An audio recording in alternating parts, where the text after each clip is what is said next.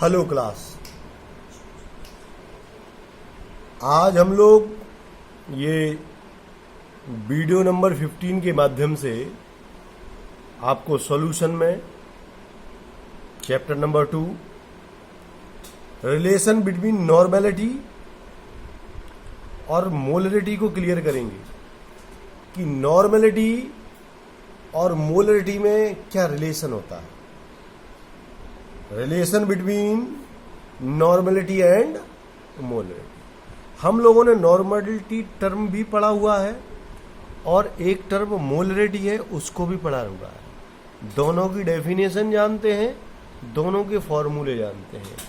ठीक है, तो इसको हम समझने के लिए इस्तेमाल करेंगे अपनी पूर्व जानकारी।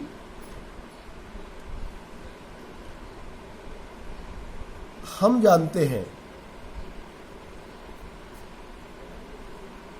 कि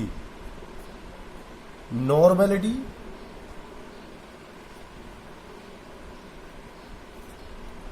N is equal to W upon E into V, जबकि molarity capital M is equal to W upon M into V। यहां टर्म समझ लें, W विलेय की मात्रा है, विलेय की मात्रा वो भी ग्राम में, V आयतन लीटर में, E तुल्यांकी भार है,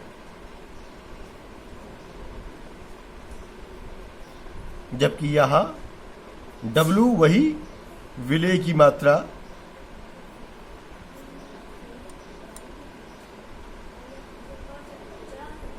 ग्राम में, V आयतन लीटर में और M अणुभार है, विलेय का, ये विलेय का अणुभार है। अब हम इस फॉर्मूले को डेवलप करते हैं। डेवलप करने के लिए हम इसको चेंज कर देते हैं। N into E is equal to W upon V, equation number A. यहां हम डेवलप करते हैं कि M into M is equal to W upon V। इसको हमने नाम दे दिया इक्वेशन नंबर 2।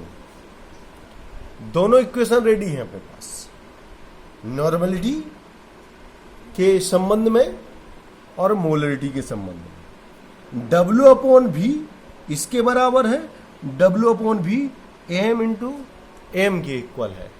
ये वाला M जो है मोलरिटी को शो कर रहा है और ये वाला M जो है मॉलिक्यूलर वेट के बारे लिए यूज किया गया है। ये नॉर्मेलिटी को शो कर रहा है ये टर्म, और ये इक्विवेलेंट को शो कर रहा है। लिखेंगे समीकरण 1 व 2 से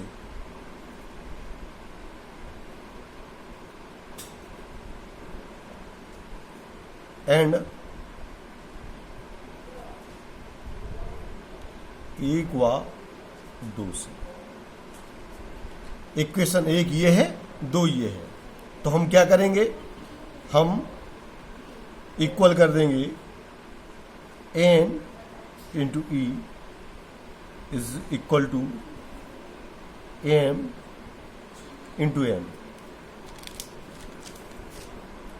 ये जो कैपिटल M मैं बना रहा हूं ये मोलरता के लिए है, ये नॉर्मलता है। N into capital M is equal to M upon E। ये N क्या है, ये N नॉर्मलिटी है, M मोलरिटी है।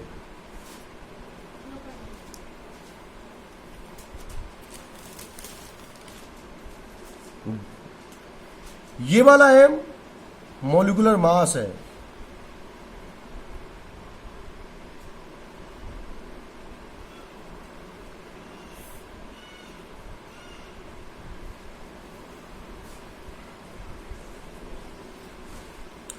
ई इक्विवेलेंट वेट है।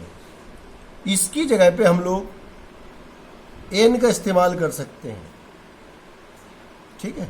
तब क्या हो जाएगा, N upon M is equal to M. N capital N upon capital M is equal to small N.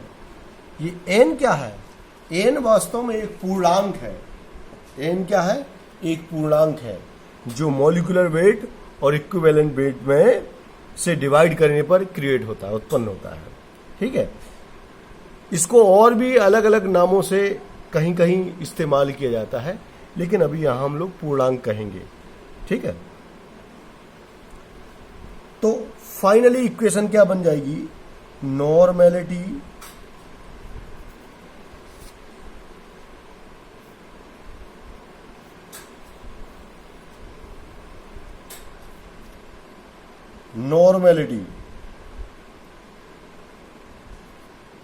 Upon molarity is equal to N. ये एन क्या है, इस एन के टर्म को समझना अति आवश्यक है। एन क्या होता है, एन एसिड और उनके लिए एन का मान, जैसे HCl है, एन की वैल्यू 1 होगी, H2SO4 है, एन की वैल्यू 2 होगी। ये एन एसिड के लिए बेसिसिटी है,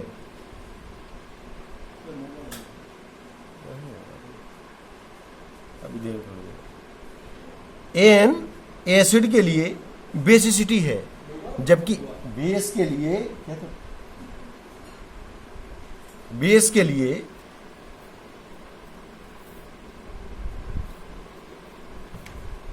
एसिडिटी है। समझ लीजिए एन क्या होता है, एन वास्तव में अगर कोई एसिड है तो एसिड के लिए उसमें विस्थापनीय हाइड्रोजन परमाणुओं की संख्या, ऐसे हाइड्रोजन जिनको हम लोग विस्थापित कर सकते हैं, ये विस्थापित हो जाते हैं आसानी से, वो एन है। यहां 2 विस्थापनीय है, जो विस्थापनीय हाइड्रोजन की संख्या होती है वो वास्तव में बेसिसिटी कहलाती है। अम्ल की क्षारकता होती है और क्षार की अम्लता होती है, ठीक है। अब ये AS3PO4 COOH whole twice, N की वैल्यू 2 आएगी, ठीक है। तो इस तरीके से जो विस्थापनीय हाइड्रोजन की संख्या होती है वो वास्तव में बेसिसिटी को शो करता है एसिड के लिए। अब यही बात अगर हम किसी बेस के लिए बारे में बनाएं, अगर कोई बेस है उसके बारे में बनाना चाहें तो इसी प्रकार से उसके लिए भी बना सकते हैं। जैसे NaOH है तो NaOH के लिए N की वैल्यू 1 आ जाएगी, CaOH का होल ट्वाइस है तो इसके लिए N की वैल्यू 2 हो जाएगी। ऐसे ही जो विस्थापनीय हाइड्रोक्सिल समूह है, हाइड्रोक्साइड समूह है, जो विस्थापनीय हाइड्रोक्साइड समूह है उनकी नंबर, इसको बेस की एसिडिटी, अम्लता कहते हैं। तो इससे संबंध रखता है, इसको अपन लोग बाद में भी समझ सकते हैं, बाद में भी एक जगह ये टर्म आएगा, उसको फिर एक्सप्लेन करेंगे। तो अभी हम लोग बात कर रहे थे relation between normality and molarity. Relation between normality and molarity, हम जानते हैं कि normality N is equal to W/E/V, ठीक है। Molarity M is equal to W/M/V। ये 2 टर्म हैं जिन्हें हम लोग अच्छे से समझते हैं। नॉर्मलिटी क्या होती है, W upon E into V. Molarity क्या होती है, W upon M into V. Normality के टर्म यहाँ लिखे हुए हैं, मोलरिटी के टर्म यहाँ लिखे हुए हैं जो इसमें इस्तेमाल होते हैं। हम लोगों ने फॉर्मूले में थोड़ा चेंज किया, N into E is equal to W upon V हो गया। यहाँ हमने तिरछा गुणा कर दिया, यहाँ हमने तिरछा गुणा कर दिया, M into M is equal to W upon V. W upon V यहाँ भी है और W अपॉन वी यहाँ भी है। यहाँ W अपॉन वी इसके बराबर है, W अपॉन वी इसके बराबर, तो क्यों ना इक्वेशन फर्स्ट और सेकंड को बराबर कर दें। वही किया और आगे आया कि W upon N into E is equal to M into M. ये M मोलरिटी है, ये M मोलिकुलर वेट है। N अपॉन M इसको तिरछा गुणा कर दिया, M को नीचे भेज दिया, N upon M is equal to M upon E is equal to N। ये एक पूर्णांक बना दिया, पूर्णांक की तरह इस्तेमाल करेंगे यहाँ। ये एक्चुअली में संयोजकता भी हो सकती है। अगर कोई ये इस N का मान क्या है, इसको क्या पहचान है, इसकी पहचान किसी अगर लवण है तो उसकी संयोजकता भी हो सकती है, अम्ल है तो उसकी क्षारकता हो सकती है, क्षारक है तो उसकी अम्लता हो सकते हैं। Normality upon molarity is equal to molecular weight upon equivalent weight. Normality को हम लोग N कहते हैं, molarity is equal to N। ये N क्या है, मॉलिकुलर वेट और इक्विवेलेंट वेट का जो रेशो है उसको N के नाम से जानते हैं। Normality upon molarity is equal to N। ये N की वैल्यू क्या हो सकती है, कोई एसिड है तो एसिड जैसे HCl के लिए ये, H2SO4 के लिए 2, H3PO4 के लिए 3, COOH का होल ट्वाइस जिसे ऑक्जेलिक एसिड कहते हैं। ऐसे हाइड्रोजन जो विस्थापनी होते हैं उनका नंबर से हम इसको अम्ल की क्षारकता जिसे बेसिसिटी कहते हैं पहचान सकते हैं। ये कोई क्षारक है, क्षारक के NaOH में एक विस्थापनीय हाइड्रोक्साइड समूह है और इसमें 2 हाइड्रोक्साइड समूह हैं, तो ये इसके लिए जो अम्लता होगी ये 2 होगी। क्लियर? चलिए अगले वीडियो लेक्चर में हम लोग relation between molarity and molality का इस्तेमाल करेंगे।